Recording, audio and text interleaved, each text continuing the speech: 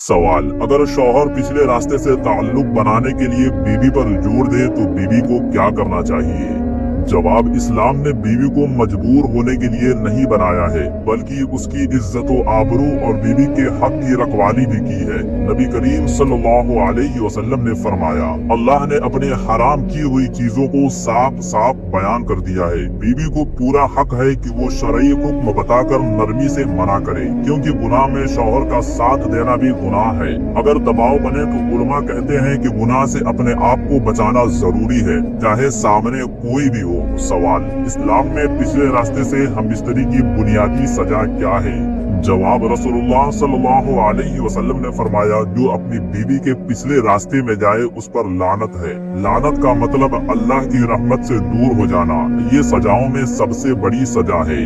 सवाल, क्या इस तरह से हमबिस्तरी करने से घर पर कोई असर पड़ता है? जवाब, हुजूर पाक सल्लल्लाहु अलैहि वसल्लम ने फरमाया, हराम अमल में कोई बरकत नहीं, इसलिए ऐसे घर ज्यादातर लड़ाई झगड़े नफरत बेबरकती का शिकार बन जाते हैं। सवाल, क्या पिछले रास्ते से ताल्लुक बनाना सिर्फ उलमा मना करते हैं या डॉक्टर्स भी? जवाब, उलमा कहते हैं ये अमल शरीयत में हराम और तिब्बी नजरिए से नुकसानदेह है। डॉक्टर्स बताते हैं इससे चोट, इन्फेक्शन, रोग का खतरा कई गुना बढ़ जाता है, यानी दुनिया और दीन दोनों नजर से नुकसान है। सवाल, अगर शौहर इस अमल को हलाल समझकर करे तो इस्लाम क्या कहता है? जवाब, रसूलुल्लाह सल्लल्लाहु अलैहि वसल्लम ने फरमाया, अल्लाह ताला उस घर को उथल पुथल कर देता है जिस घर में हराम को हलाल समझा जाता है। जब मियाँ बीबी हराम की हदें तोड़ देते हैं तो उनका रिश्ता भी डगमगाने लगता है। ये भी एक दुनियावी सजा है। सवाल, पिछले रास्ते से हमबिस्तरी किस नबी के जमाने से शुरू हुआ? जवाब, उलमा ने इस अमल को लूतियों का तरीका बताया है। ये अमल हजरत लूत अलैहिस्सलाम के कौम के लोगों से शुरू हुआ। सवाल, इस्लाम के रोशनी में इस अमल का सबसे बड़ा नुकसान क्या है?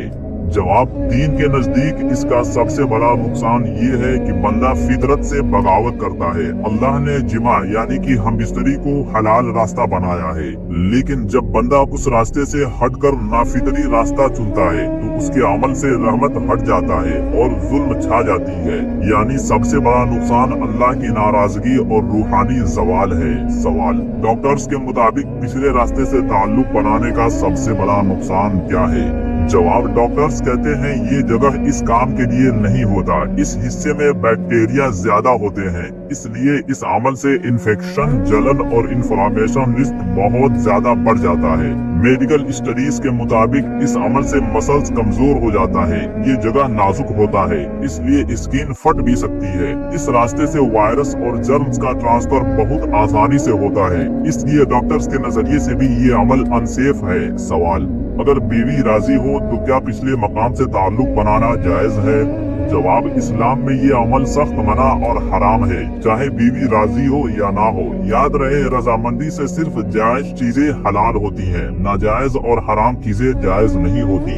और इसकी सबसे बड़ी दलील ये हदीस है जिसमें हमारे रहबर नबी आखिरुज़्ज़मा सल्लल्लाहु अलैहि वसल्लम ने कहा, जो आदमी अपनी बीवी के पिछले रास्ते में करीब हो उस पर अल्लाह की लानत। यानी ये अमल इतना संगीन है कि नबी पाक सल्लल्लाहु अलैहि वसल्लम ने लानत का लफ्ज साफ इस्तेमाल किया।